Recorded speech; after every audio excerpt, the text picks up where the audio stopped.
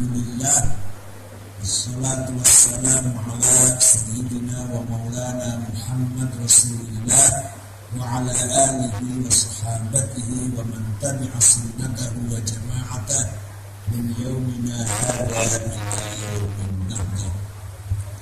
Akhil aziz muhtaram sahibul fadilah Tuhan Dr. Asif Al-Fikri Al-Karim Al-Karim Ibn Nasir Al-Marhum Al-Furlan Haji Abdul Halim Atauallah Barawah Al-Jumlah Al-Umar Hadratul Musasyarin Hadratul Asyashiriyah pengurus cabang NU Mojokerto, para pejabat pemerintah, para wali murid, para alumni, sadati wa sayyidati, anisati, ashabi wa zumalai, abnai wa banati, ayyuhal.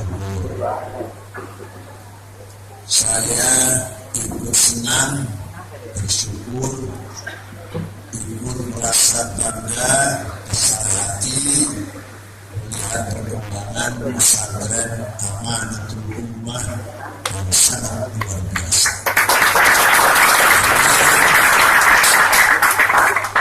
Bi'aunillah wa taufiqih, saya Asep dengan sabar, tekun, gigih, tidak pernah putus asa, tidak pernah kecil hati, membangun pesantren dari semeter, 2 meter, 1 bata, 2 bata. Bahkan pertama kali saya kesini ya hanya ada villa ini, belum ada yang lain-lain, yang sebelah sana pun belum ada. Alhamdulillah binikmatihi wa alaih, Kiai Asef diberi kemampuan zahir batin membangun pesantren yang sebegini besarnya. Mudah-mudahan fil mustaqbal masa akan datang Amanatul Ummah Pacet Mojokerto lebih membawa berkah lagi, sukses dan berhasil sesuai dengan tujuan cita-cita pendirinya Kiai Asef. Juga malam hari ini haul Mbah Kiai Abdul Halim dari Munting Majalengka. Jadi rumah beliau dari rumah ayah saya 12 km Bang, 12 kilo. Saya masih Cirebon, kalau di Mbah Halim sudah Majalengka. Jadi sangat dekat. Bahkan dulu ayah saya sering bersama-sama menghadiri acara pengajian bersama almarhum. Almarhum sudah sepuh, ayah saya masih agak muda. Saya masih ingat, saya masih kecil, saya diajak dan salaman. Saya ikut salaman diperintah oleh saya dan salaman dengan Abdul Halim. Hatinya saya hormati, di saat-saat lihadal asrul ulama al-latiniyah, era globalisasi yang tidak memperhatikan, peduli dengan agama. Alhamdulillah pesantren semakin budak santrinya. Pesantren ayah saya Komplek Palimanan Cirebon, waktu kakek saya paling banyak santrinya 200 orang katanya. Ayah saya paling banyak 400. Sekarang lebih dari 2.000. Lirboyo, waktu Lirboyo tahun 68 sampai 71.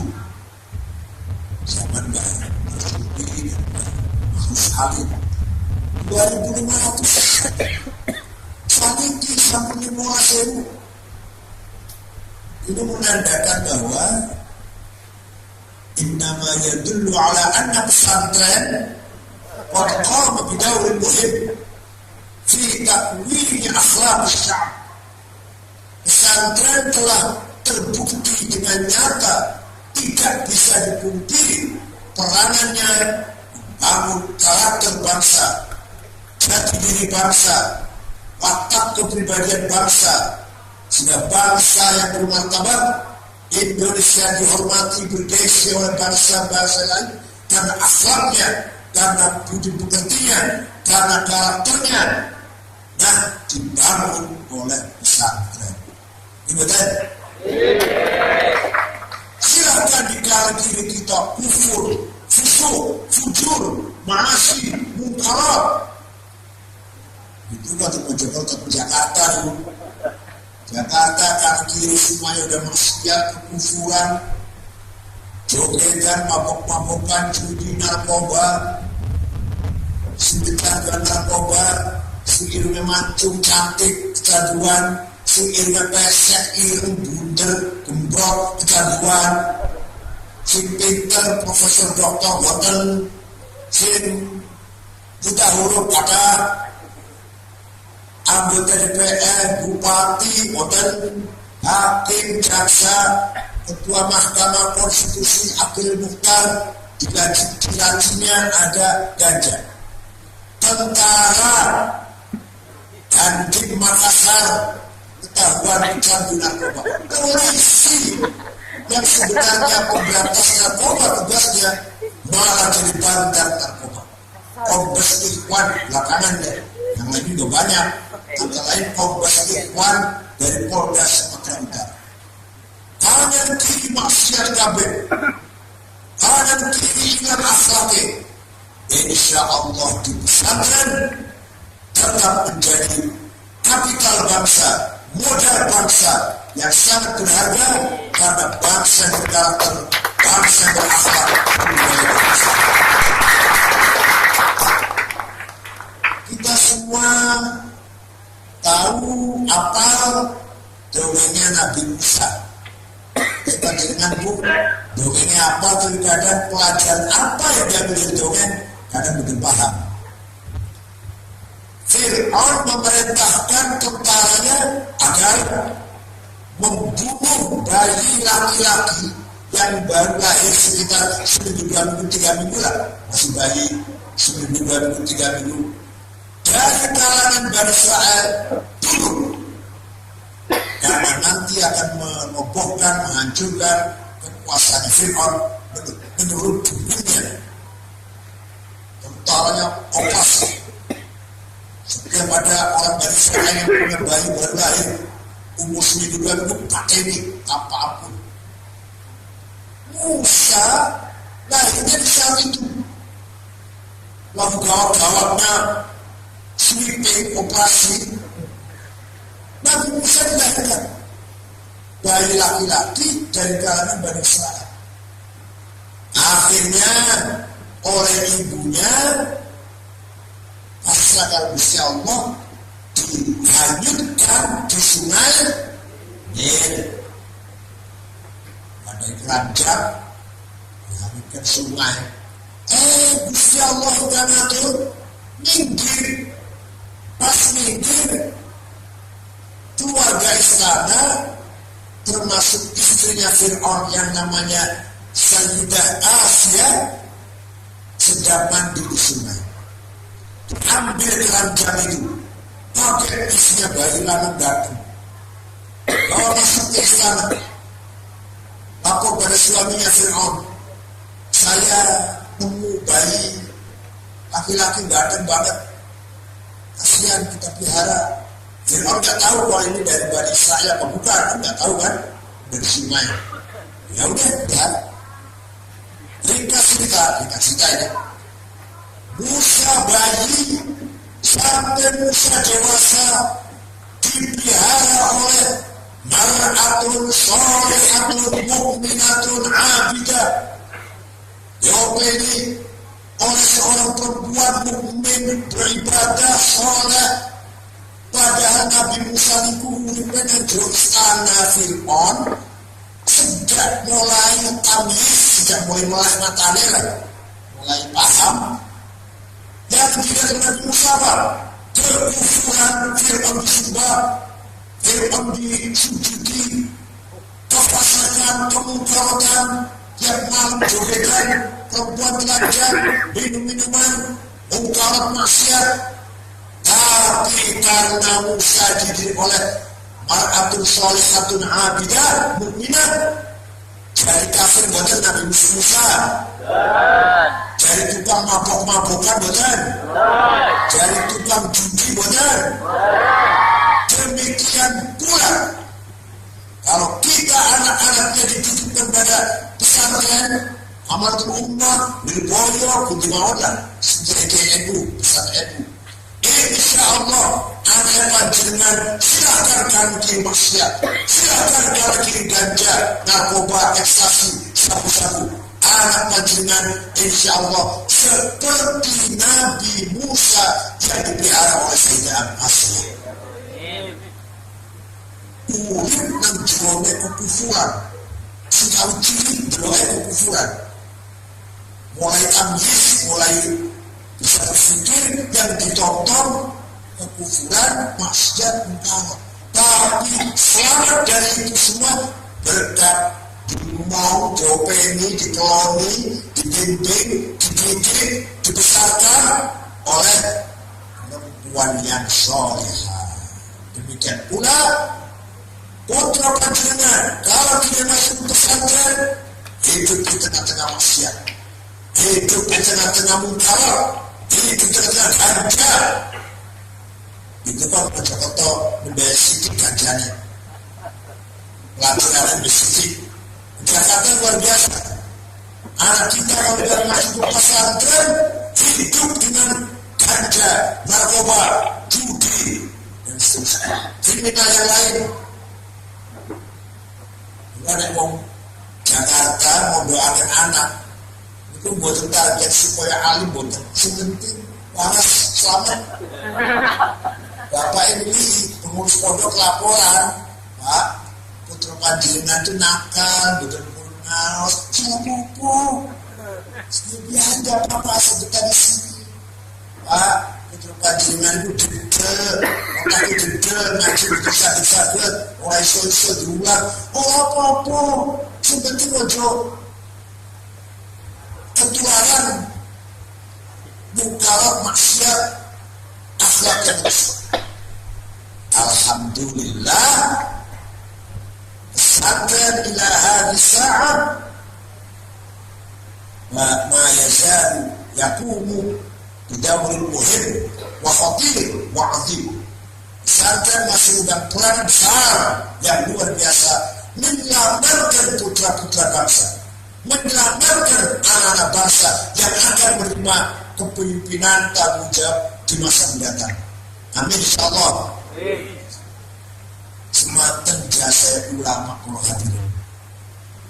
Kalau tak cerita jasanya ulama bisa nanti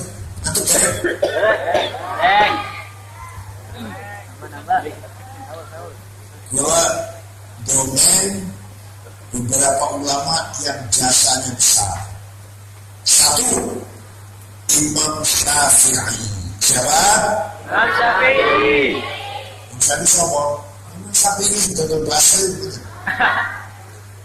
Imam Abu Abdullah Muhammad bin Idris bin Abbas bin Uthman bin Syafi' bin Musayyab bin Ubaid bin Abdul Yasin bin Abdul Talib. Jadi jumpa dengan Rasulullah di kakeknya Syekh Abdul, lahir kota Gaza, Palestina, yang sering mulai Israel itu. Akhirnya Imam Syafi'i di situ tahun 150 Hijriah, wafat di Kairo Mesir tahun 204 Hijriah.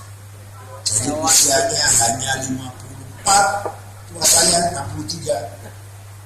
Imam Syafi'i 54, yang Ghazali 55, yang Nawawi 45, Kiai Wahid Hasyim bapaknya Gus Dur 39 usianya. Jasanya luar biasa. Nah, Imam Syafi'i apa jasanya? Kata Imam Syafi'i, memahami agama Islam tidak cukup hanya dengan Quran dan hadis saja. Percaya nggak bacanya? Ya. Kalau nggak ikut Imam Syafi'i, ikut Imam Samudra bacanya.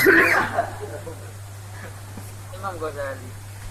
Memang kalau kita ingin paham agama Islam dengan benar, pertama harus paham Quran dengan berbagai macam tipe ayat, muhkamah, mutasyabihat, mutlaqah, muqayyadah, ammah, khassah, haqiqi, majazi maknanya. Ayat Quran macam-macam lewatan. Ada yang lebih jelas, ada yang samar, ada yang sangat mutlak, absolut, ada yang terikat dengan syarat. Ati'ullah wa ati'ur Rasul. Taatlah kamu sekalian kepada Allah dan kepada Rasulullah mutlak. Wa ulil amri minkum, dan taatlah kepada pemerintah muqayyad dengan syarat pemerintahnya baik. Kalau nggak baik, jadi demo. Kalau baik harus taat. Kalau baik, muqayyad namanya, perintahnya muqayyad. Beda dengan perintah taat Allah dan taat kepada Rasul. Ada ayat yang maknanya hakiki, realistis, ada yang majazi, metafor. Waja'a rabbuka wal malaku saffan saffa, malaikat baris saffan saffa, Allah datang barisan. Itu pacaran, apa bendera hasinan merah putih apa? Bukan Allah yang datang. Waja'a rabbuka waja'a amru rabbik, yang datang perintahnya, malaikat baris siap menerima perintah Allah. Paham kan? Ini pun paham orang pesantren. Hanya daya salamnya alim gini, lain terus ada global. Kalau nggak bisa kamu paham.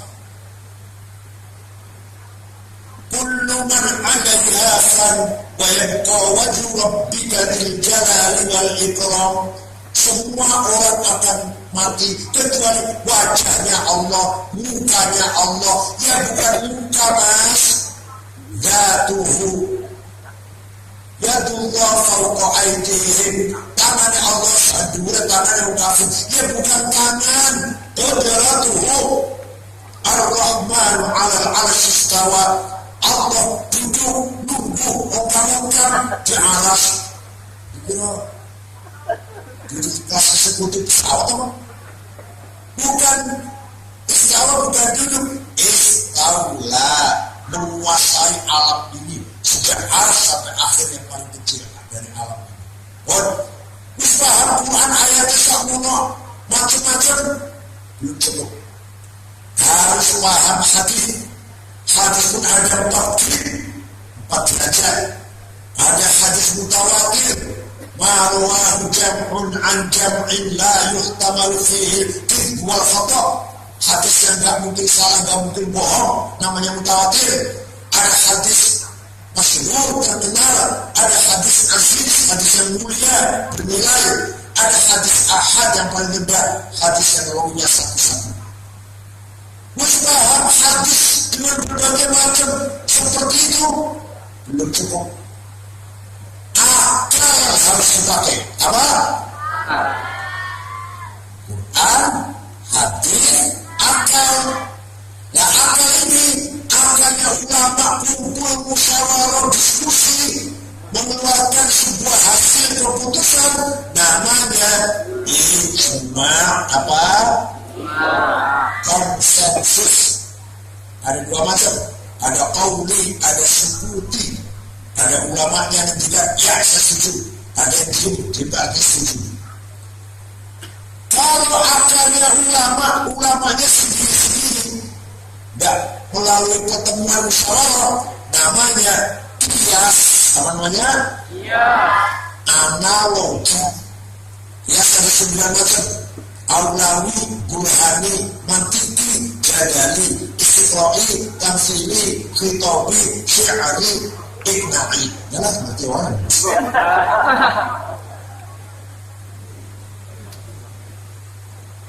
Contoh, Quran 62 kali perintah sholat. Aqimus sholat, aqimus sholat, aqimus sholat, harus sholat, harus sholat, harus sholat. Kalau tidak menggunakan lam takun minal musallin. Jangan tidak sholat, ngemehaken, gampangkan sholat, berbudakan baik. Fawailul musallin alladziina hum. Penting banget sholat. Penting tidak? Segitu pentingnya sholat, Quran tidak menjelaskan berapa kali sholat sehari semalam. Namanya sholat itu apa? Dan jadi Quran. Ada di Quran? Kau tahu Quran? Kau cerita tahlilan 10 rakaat nas. Mau jenengan Pak? Kamu datang kita kenapa Quran? Orang Quran menjelaskan sholat itu 5 kali. Namanya zuhur, asar, maghrib, isya, subuh. Semua tentang. Jadi kalau ada orang ingin paham Islam hanya Quran saja, tidak mungkin paham. Mustahil hanya pegang Quran bisa paham agama Islam. Ini baru saya contoh sholat subuh ini mulai lain belum haji zakat. Ini baru salah satu contoh. Itu di hadis ada. Furidat alaikum khamsu maktubat. Diwajibkan kepada kamu sekalian 5 waktu sholat. Ad-dhuhr wal asr wal maghrib wal isya wal fajr. Hadis bukan Quran. Quran hadis. Diwajibkan kepada kamu sekalian 5 kali sholat, zuhur, asar, maghrib, isya, fajar. Baru paham? Sudah Quran, sudah hadis pun kita belum bisa mempraktekkan sholat kalau tidak taklid, kalau tidak ikut seseorang yang ngajari kita sholat. Nah, yang ngajari kita ini guru, kiai, dari gurunya mentok datang Imam Syafi'i. Imam Syafi'i pun mempraktikkan ibadahnya dari gurunya Imam Malik bin Anas. Imam Malik pun dari gurunya Imam Rabi'atul Rai. Imam Rabi'ah kata gurunya, ikuti gurunya Imam Kharijah. Imam Kharijah ikut bapaknya sahabat Zaid bin Thabit. Selesai sholat bareng Rasul. Jadi kalau ada orang sholat, kalau ada orang belum pernah sholat dan belum pernah lihat orang sholat, ingin belajar bisa sholat, hanya Quran dan hadis mustahil bisa. Potong saya kalau bisa. Kalau ada orang ceramah misalkan, khutbah misalkan, kita nggak usah pakai ijma' bias, cukup Quran hadis saja. Dengarkan aja, dengarkan aja Pak. Jangan ngomong jurnalis. Saya pidato, ceramah, dia sholat. Dan sholat, panjangan taklidi. Ayo kita tanya, Pak, ini sholatnya bagus Pak. Takbirnya, sujudnya, rukuknya, iktidalnya, jurusnya, baca fatihahnya. Dari belajar dari mana Pak? Pasti jawabnya dari guru saya. Dari ayah saya, dari ibu saya, dari guru saya. Yaitu jawab dari guru saya namanya taklid. Goblok. Makhluk taklid tapi kalau dia jawabnya soal dari mana? Dari Quran dan hadis, tempelin aja. Bohong dari hadis. Pasti dari ayahnya atau ibunya atau lainnya. Tidak mungkin mempraktekkan ibadah tanpa niru, tanpa ikut haji. Di hotel Zam-Zam minumnya paling dekat dengan hal yang paling mewah. Mau berangkat ke Arafah Musdalifah Mina, saya ikut rombongan. Mau cari sendiri Arafah Musdalifah Mina. Pakai apa caranya Ustaz? Pakai Quran dan hadis. Di Quran ada dari hotel Zam-Zam ke Arafah ke utara atau ke selatan, benar? 28 km benar. Sampai mau Mojokerto 10 km haji aku masjidnya masih gede Arafah. Orang Cimal bakal orang sebelumnya. Kias. Kalau kita tanpa kias tidak bisa berbuat apa-apa. Tidak mungkin berbuat apa-apa kalau tidak tanpa kias. sabu ekstasi halal apa haram? Dibilangin betul. Inna sabu haram betul. Apa haram? Apa dasarnya? Apa dasarnya haram sabu ekstasi, heroin, kokain? Dikiaskan, dianalogikan kepada homer, sama-sama memabokkan, sama-sama merusak akal. Homer di Quran ada jelas haram, maka sabu-sabu namanya kias burhani. Kias apa? Burhani. Fakta. Ada muskil wa kullu muskilin khamrun wa kullu khamrin haram fahada haram.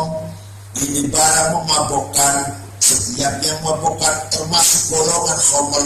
Setiap khamr rupa opo ae, warna apa saja, made in pabrik mana saja, produk negara mana saja haram. Maka ini barang haram, namanya kias burhani. Satu lagi, nempeleng ayah dan ibu. Ini betul. Nempeleng ayah ibu boleh nggak? Dosa itu. Oleh mulanya itu muncul. Quran tidak pernah melarang. Oh, sebut nempeleng ayah ibu. Betul muncul. Si ono yang ada di Quran, wala taqul lahuma uffin wala tanharhuma. Kamu jangan ngomong kasar terhadap ayah dan ibu, dan jangan bentak-bentak ayah dan ibu, dosa besar. Nah, kalau bentak-bentak saja dosa besar, kalau mengucap kasar saja dosa besar, lebih nempeleng. Itu namanya kias aulawi. Kias apa? Aulawi. Ya, dua aja kias. Masih 7 menit. Masih 7 lagi, nanti habis lagi saya terangkan. Ya, itu pengurus NU yang ini. Pengurus NU, terutama Syria, harus bisa jelaskan seperti ini. Maka Imam Syafi'i radhiyallahu anhu berjasa besar terhadap umat Islam. Kita tahu NU tok sak dunia sepanjang sejarah. Ini orang-orang Syafi'i buat nonton ilmu usul fiqh. Sekarang ilmu usul fiqh ilmu Syafi'i. Bangki. Oh. Dua ulama berjasa besar. Imam Abdul Hasan Ali Al-Ash'ari. Siapa? Lagi yang jelas Imam Abu Hasan Al-Ash'ari. Wafat tahun 324. Apa dasarnya? Sampai NU itu berdasarkan harus ikut Ash'ari dalam akidah. Apa sih dasarnya? Harus ikuti. Imam Ash'ari membaca Quran. Ternyata dia Quran menjelaskan, dilakukan penjelasan sifat-sifatnya Allah sempurna banget. Inna Allah sami'un basir. Sesungguhnya Allah maha mendengar, maha melihat. Inna Allah ala kulli syai'in qadir. Maha kuasa. Inna Allah bi kulli syai'in alim. Maha mengetahui segala sesuatu. Ar-Rahman Rahim. Al-Hayyul Qayyum maha hidup. Paham? Paham? Allah maha mendengar, maha melihat, maha alim, maha kuasa, maha menghendaki. Tapi tidak ada sifat wujud. Ya, di Quran saya baca tidak ada ayat Inna Allah wujud. Paham kan? Jadi padanya orang yang mau jawab bisa di Mojokerto di sana Amanatul Umat ada anak laki-laki tampan, ganteng, pintar, cerdas, sudi, roman, tapi gak lucu deh.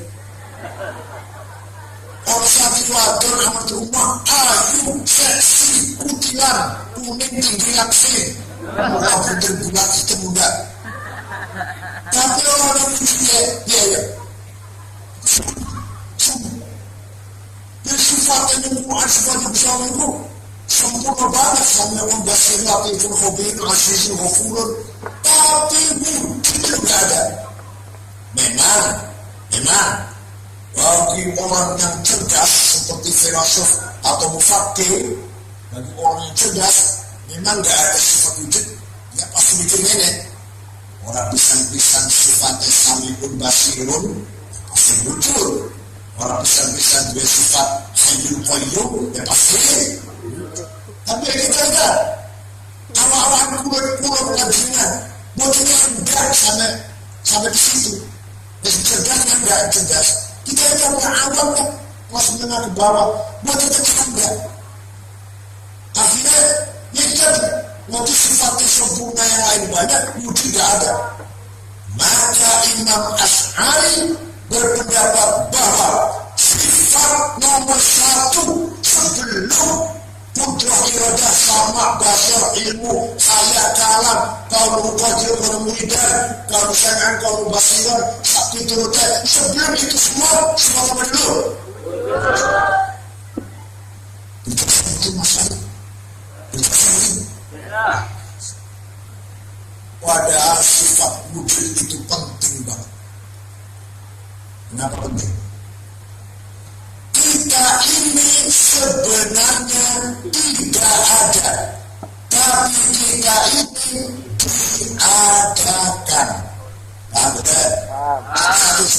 Satu. Kita ini sebenarnya tidak ada. Kita ini tidak ada ini.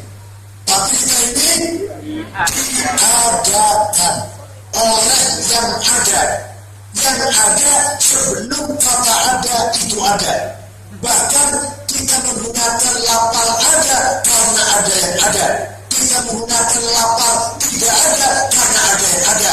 Maka yang ada hanyalah yang ada. Paham betul?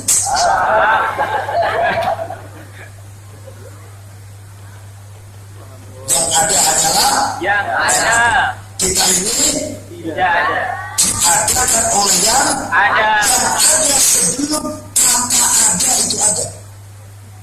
Bahkan kita menggunakan kata ada, Ahmad tidak ada, karena ada yang ada.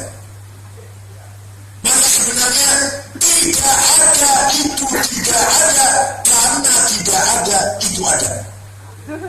Gelas kosong, yang tidak ada apanya? Kosongnya? Ada. Kosongnya? Ada. Dompet kosong, yang tidak ada. Uangnya. Kosongnya? Ada. Tidak ada, itu tidak ada. Kalau tidak ada, Allah lah yang ada. Contoh, domir itu pronom. Jadi apa ya? Kata ganti lah. Aku, engkau, dia.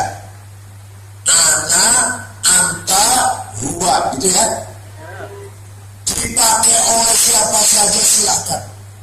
Ana Ahmad, ana Mahmud, ana Khalid, ana Hasan, anta Ahmad, anta Mahmud, anta Khalid, ana Fatimah, ana Zainab, ana Maryam. Aku Zainab, aku Maryam, engkau Zainab, engkau Fatimah. Dia Ahmad, huwa Khalid, huwa Mahmud, huwa Fatimah. Dia Fatimah. Mati kabeh bakal. Mati kabeh. Tinggal aku satu yang tidak mati. La ilaha illa ana. Tidak ada Tuhan kecuali aku. Artinya la wujuda illa ana. Tidak ada yang ada kecuali aku. Artinya la ana illa ana. Tidak ada aku kecuali aku. Tidak ada aku kecuali aku. Aku Ahmad, aku Muhammad, aku Mahmud, aku Bakar, aku Hasan, aku Solihin. Tidak ada. Aku Zainab, aku Maryam. Tidak ada kecuali aku. Jawab, kecuali aku. Allah. La ana illa ana. Begitu pula anta. Engkau Ahmad, engkau Bakar, engkau Hasan, engkau Fatimah, engkau Maryam. Mati kabeh. Tidak, engkau satu yang tidak mati. La ilaha illa anta subhanaka inni kuntu minadh dhalimin. Tidak Tuhan kecuali engkau. Artinya tidak ada yang wujud kecuali engkau. Artinya la anta illa anta. Tidak ada engkau kecuali engkau. Begitu pula dia Ahmad, dia Mahmud, dia Hasan, dia Fatimah, dia Dewi, mati kabeh. Tinggal dia satu yang tidak mati, Allah. La ilaha illa huwa. Tidak Tuhan kecuali dia. Artinya la wujuda illa huwa. Tidak wujud kecuali dia. Artinya la huwa illa huwa. Tidak ada dia kecuali paham orang ya. Aduh ke Jakarta ini paham orang ini.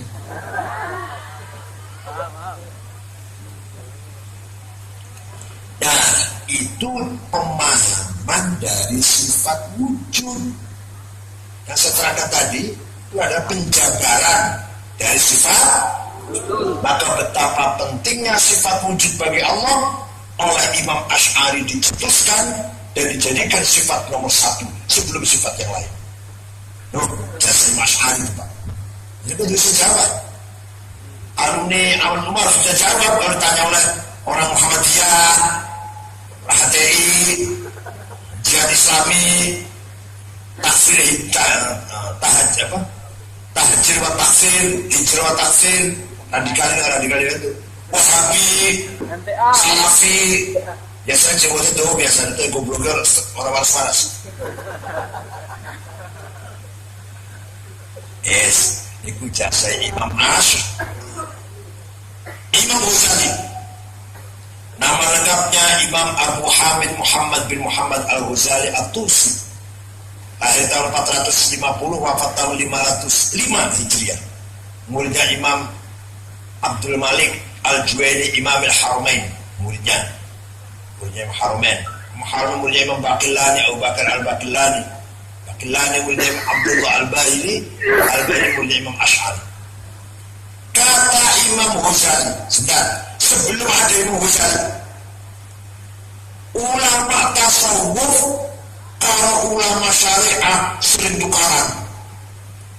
Kata yang syariah, sholat harus bersih, saatnya bagus, bajunya rapi, siwak sekalipun lima haji nggak diganti.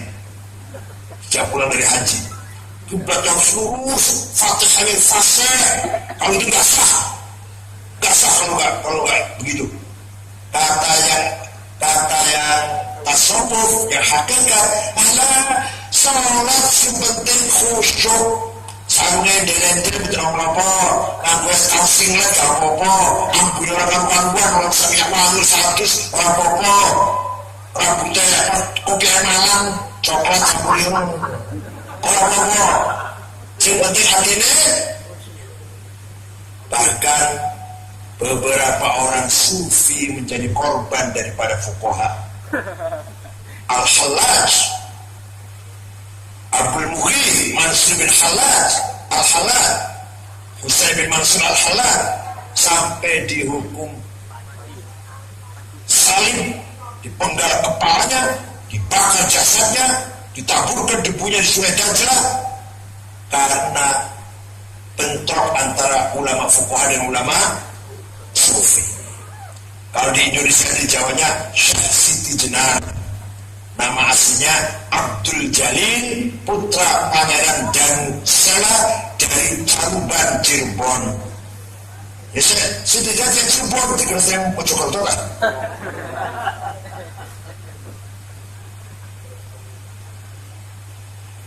Datang Imam Ghazali, dua-duanya orang sholat bersih, wangi, kiblatnya benar, wudunya nanti terus habis sarungnya, fatihah, fasih, tapi hatinya takabur, hasud, hikat, adawa, bantah, ujub, percuma salatnya.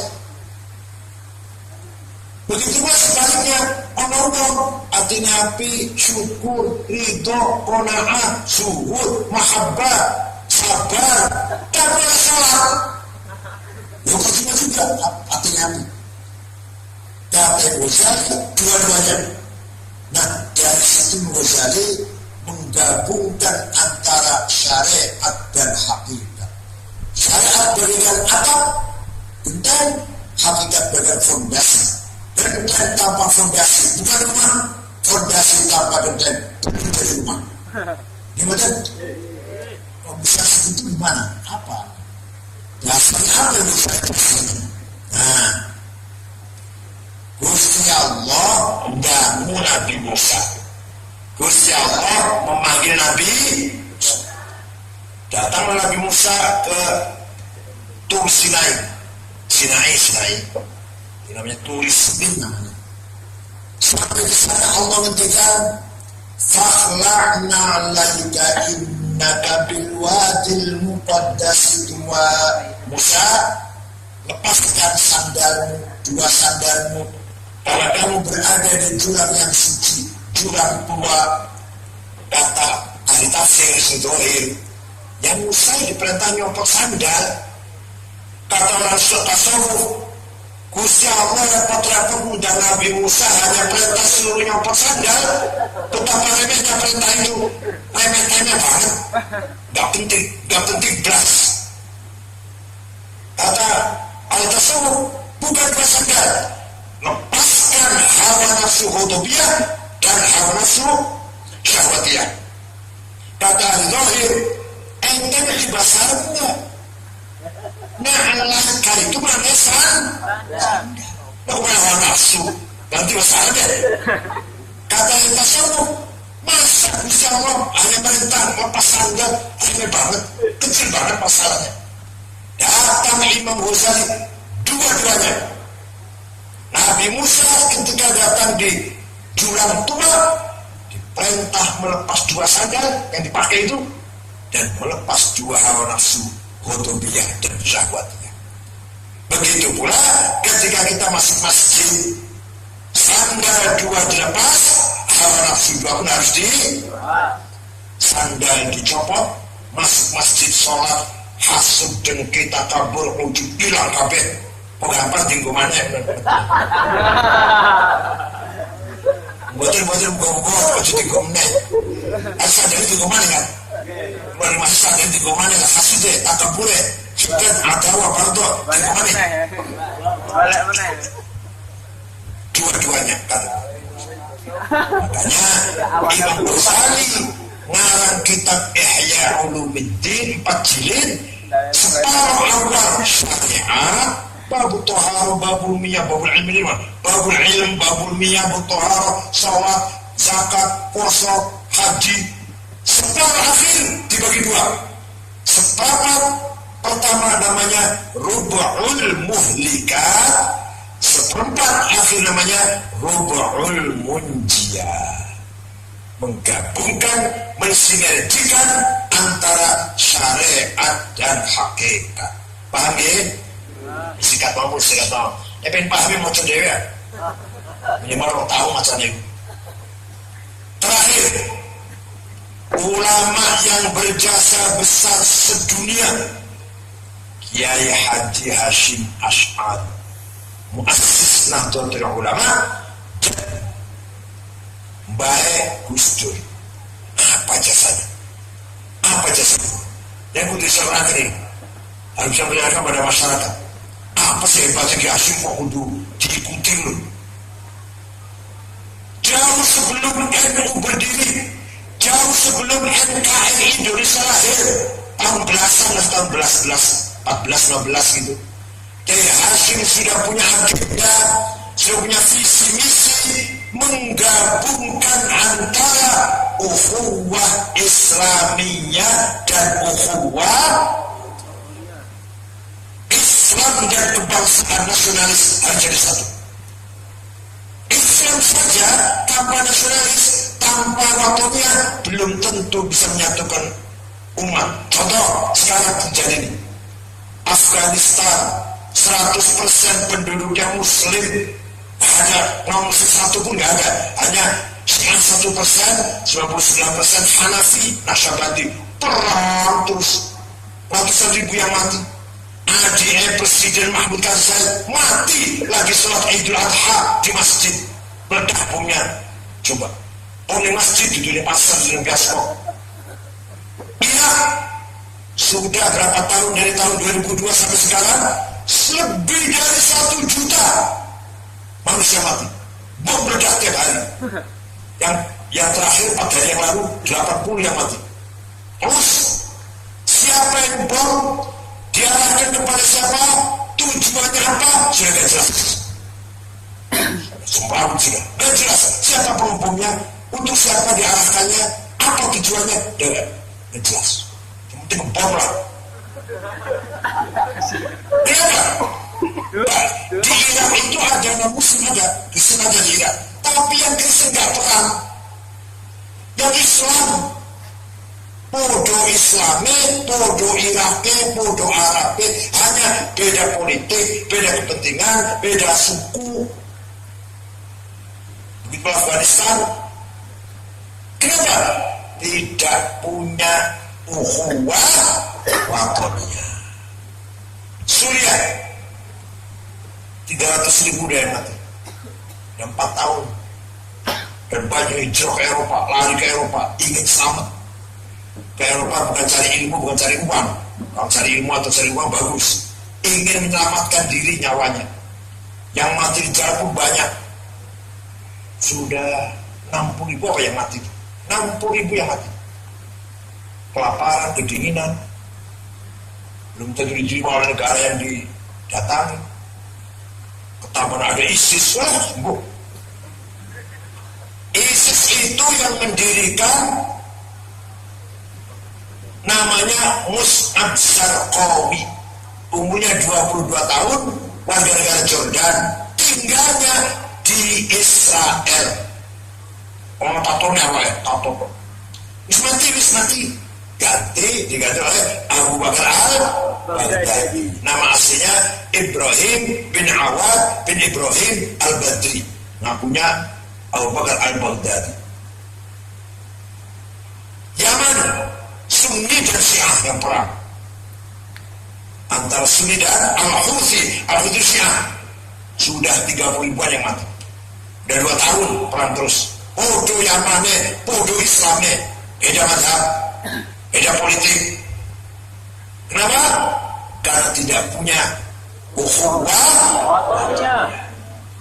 Jadi, kalau agak luas sedikit, ngantuk ya?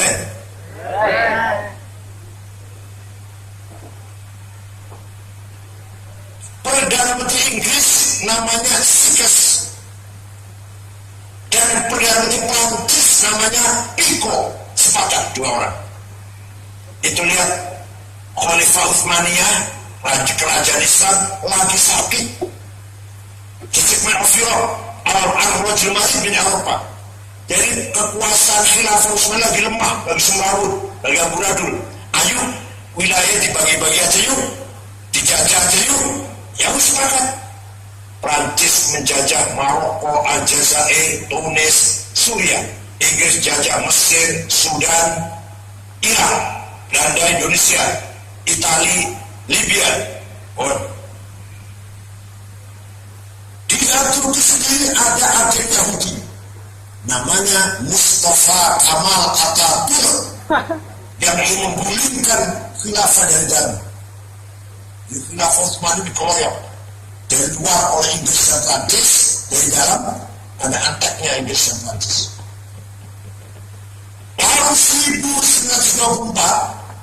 Tahun 1934 bubarlah khalifah khilafah.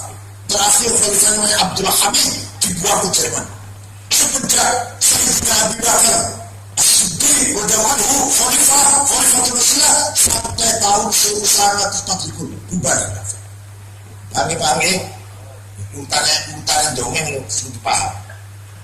Begitu sistem khilafah bubar, ulama-ulama musyawarah di Al-Azhar Mesir. Ulama Irak, ulama Syria, ulama pundi-pundi lah. Rong dino rong bundi boten sepakat nopo-nopo. Ayo kita mendirikan lagi khilafah, oke? Tapi apa kriteria ciri-ciri orang yang memenuhi syarat bisa jadi khalifah, tidak sepakat. Kalau sudah ketemu si A, misalkan A, syarat, siapa yang membeat? Yang berhak membeat itu siapa? Meresmikanlah, mengakui siapa? Kalau sudah ada yang meresmikan, di mana ibu kotanya? Rong dino rong bengi ulama boten sepakat itu. Ittafaqu ala alla yattafiqu. Sepakat untuk tidak sepakat, bubar jalan. Oh ya, boleh. Di sisi lain ada seorang punya ide membangun negara berideologi nasionalisme sekuler, sosialis, liberal. Namanya Michel Aflaq, orang Suria, orang Damaskus. Agamanya Kristen Ortodok, menantunya Golda Meir, Perdana Menteri Israel. Membangun partai namanya Partai Ba'ath. Partai Ba'ath ini bercita-cita mendirikan negara Arab nasionalis, sosialis, sekuler. Ringkas kita mengkader beberapa kader berhasil. Dari Irak, Hasan Bakar, Saddam Hussein, Tohais Ramadan, Tariq Aziz. Dari Suriah, Abdul Ghani Qasim, Hafid Asad, Abdul Halim Khaddam, Said Muallim. Dari Mesir, Muhyiddin Zakari Muhyiddin, Muhammad Najib, Jamal Nasir, Salah Salim. Dari Tunis, Habibur Ghaiba. Dari Libya, Abdul Salam Jalul. Nanti akan digulirkan oleh Gaddafi. Berhasil orang mendirikan negara nasionalis, negara kebangsaan, berdiri negara. Syria, Irak, Mesir, Sudan, Tunis, Bangladesh. Ini semua negara sosialis. Di backing, di backup, didukung oleh Soviet. Semuanya. Begitu melihat negara lain ini di belakangnya Soviet, Amerika kebakaran jenggot. Cepat-cepat bikin boneka. Lahirnya negara suku, negara kabilah, kata satu suku, namanya suku Al-Khalifah, Al-Thani, negara. Wong itu sewu, wong bapak, ibu, ponakan, anak, mantu, mertua, besan, wong itu sewu jadi negara. Bahrain, satu suku, namanya suku Al-Khalifah, 200.000. Kuwait agak besar, 2 suku, 2 Bani, Jabir dan Sobah dan Jabir, 600.000. Emirat 7 suku jadi 1. Abu Dhabi, Dubai, Qazwin, Sharjah, Ajman, sejumlah 1.300.000. Paham ya? Ini Bahrain, Kuwait, Qatar, Emirat, Bahrain, Saudi Arabia, made in sekutu. Berdiri negara ini bukan karena semangat Islam, bukan karena semangat nasionalis, tapi hadiyatan wasilah wa barakatan syamilah wa rahmatan nazilah min Amerika. Paham betul?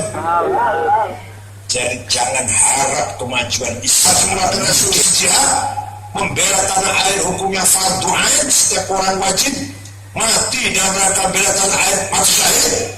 Dan siapa berhak pada Belanda, Jepang boleh dibunuh, walaupun Kiai Hasyim nggak pernah mengkafirkan, nggak ada kafir, tapi boleh dibunuh yang berpihak pada penjajah. Ya Allah, sampai 2 jargon hubbul waton minal iman. Banyak orang mengira hadis tentang pejabat-pejabat loh. Nabi bersabda, aduh, nggak usah dari yang pejabat. Itu bukan hadis, jargonnya Mbah Hasyim.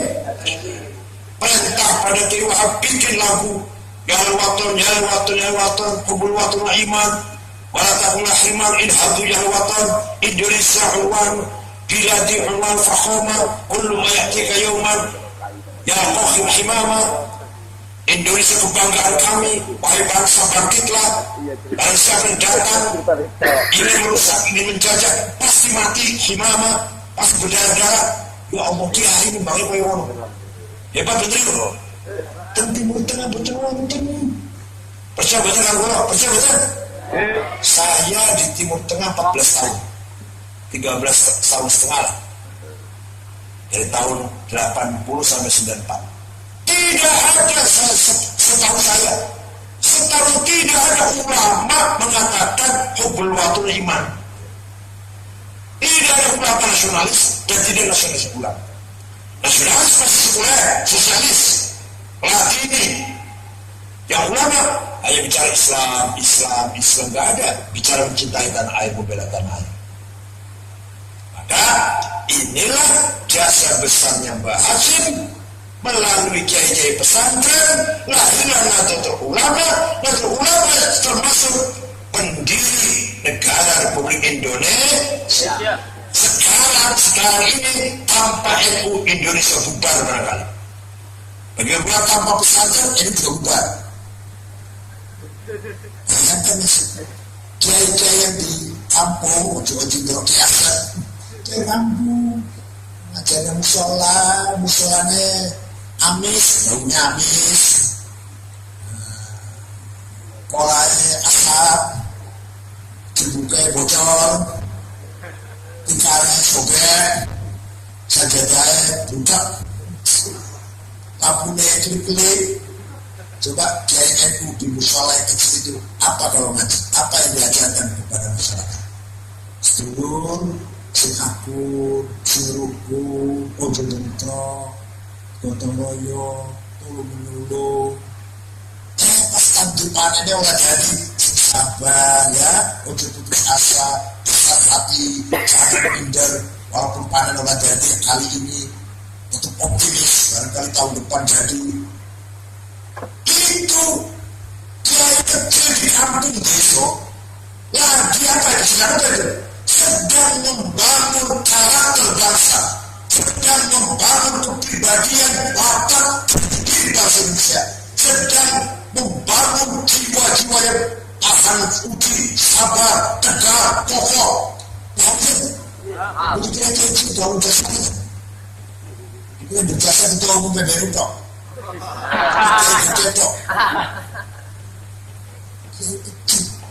Saben ngajar kita ada motor kiai cilik ayo bocah ngajar rakit bom. Yang ngajar begitu pasti Wahabi, bukan NU. Ada buktinya, bukan ngomong kosong dulu. Di Cirebon ada pesantren As-Sunnah. Sebetulnya namanya Salim Bajri Haram.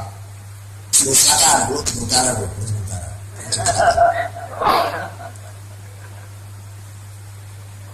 Alumninya 3 orang, bukan hafal Quran, bukan hafal Alfiyah, hafal ngebom. Satu namanya Saifuddin, ngebom masjid, kantor polisi Polda Cirebon, lagi takbir Jumat Allah berbom. Kedua namanya Syarifuddin, asalnya dari Desa Manis Kidul, Kecamatan Jalaksana, Kabupaten Kuningan, Cirebon, ngebom Hotel Ritz-Carlton, Jakarta. Yang ketiga, Ahmad Yusuf dari Losari, Cirebon Timur, ngebom gereja Betel di Solo. Tuh, bukti bahwa teror adalah pasti bukan NU. Saya jamin, santri NU tidak ada teroris, saya jamin.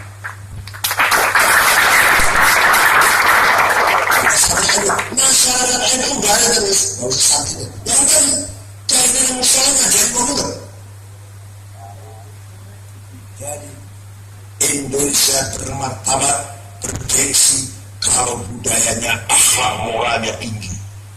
Kalau budaya kita, akhlak kita ambruk, akan dihina oleh sedunia ini.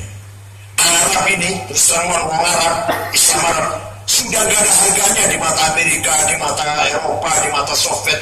Gak ada harganya. Mau perang terus RPDW, orang meneng-meneng. Gak ada harganya. Kita langsung ke matanya. Jangan nanti materi uang deh. Jangan nanti lupa deh. Nanti lupa deh. Bermartabat, berbudaya, berkarakter, berintegritas, kepribadian. Ya Allah. Padahal kiai ini mau buat partai alim. Di Timur Tengah, Syekh Wahbah Zuhaili dari Damaskus ngarang tafsir Al-Munir 17 jilid, ngarang Al-Fiqhul Islam wa Adilatuhu 8 jilid. Ayo soalnya ngedek perang Ayo, saya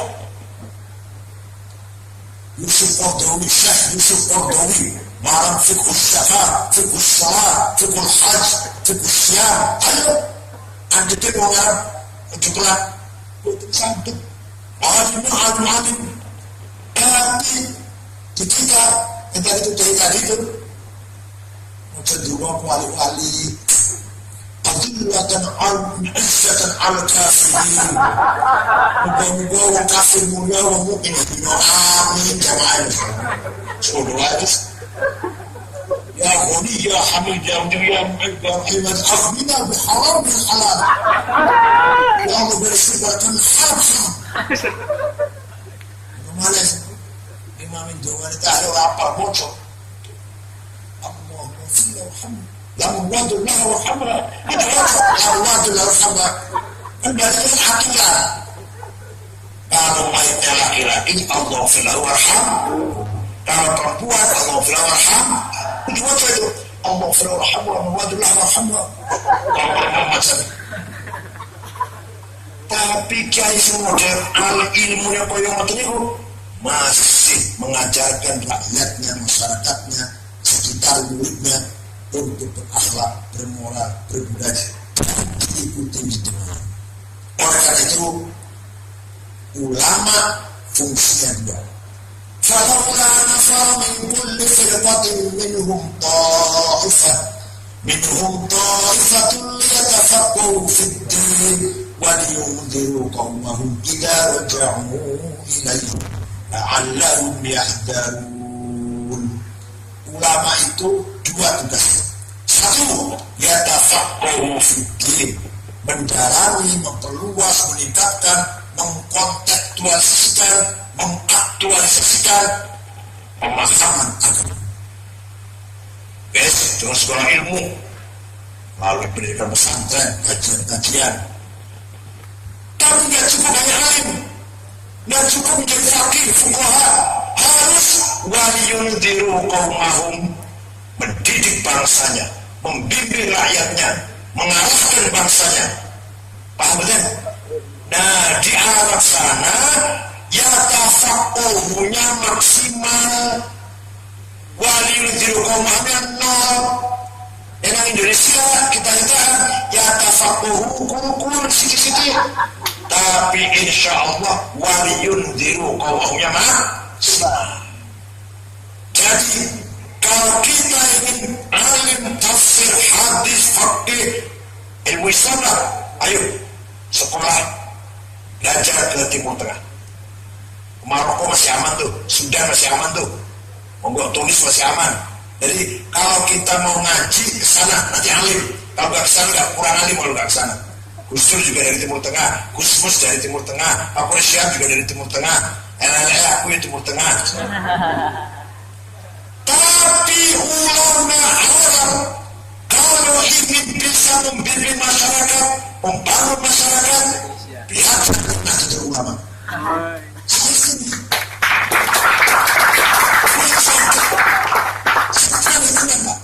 Jangan dikira aku bohong itu apa namanya, ngomong kosong.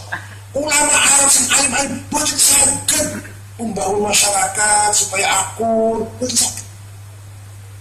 Bukti ini misalnya dan perang terus. Sing perang itu pintar-pintar, duduk bodoh-bodoh duduk. Yang perang saudara Suriah di Irak ini pintar-pintar Pak. Orang-orang yang bodoh di Irak itu, betul-betul yang buta huruf di Irak, betul-betul yang buta huruf di Suriah.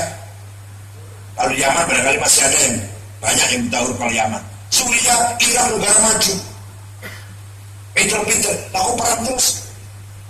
Berarti ulamanya kurang berfungsi. Waliyundiru qaumahum. Alhamdulillah, syukur. Alumni Amanatul Ummah mempunyai dua tanggung jawab. Tanggung jawab intelektual, responsibility intelektual, dan tanggung jawab membimbing umat, membimbing bangsa Indonesia. Betul ya? Ilmunya cukup, alim, menguasai bidangnya sesuai dengan jurusan masing-masing, dan juga bermanfaat ketika pulang ke masyarakat masing-masing untuk membimbing, mendidik, membangun, mengarahkan jalannya bangsa Indonesia. sudah saatnya Nahdlatul Ulama berperan. Buktikan NU yang paling paham agama dan paling nasionalis, paling paham agama, dan sudah terbukti ulama-ulama alim-alim semuanya NU, dan juga nasionalismenya tidak kita ragukan lagi. Maka negara pasti butuh NU. Paham betul? Kita bangga menjadi orang NU. Nahnu ashabul haq, nahnu ashabu hidayatul haq, nahnu ashabu siratul haq, nahnu ashabu kalimatul haq. Kita pemilik kebenaran, pemilik suara kebenaran, pemilik hidayah kebenaran. Kita bawa panci-panci, bendera-bendera hidayatul haq, siratul haq, kalimatul haq. Matunul syukran wa dumtum fil khair wal barakati wan najah. Wallahul muwaffiq ila aqwamit thoriq. Assalamualaikum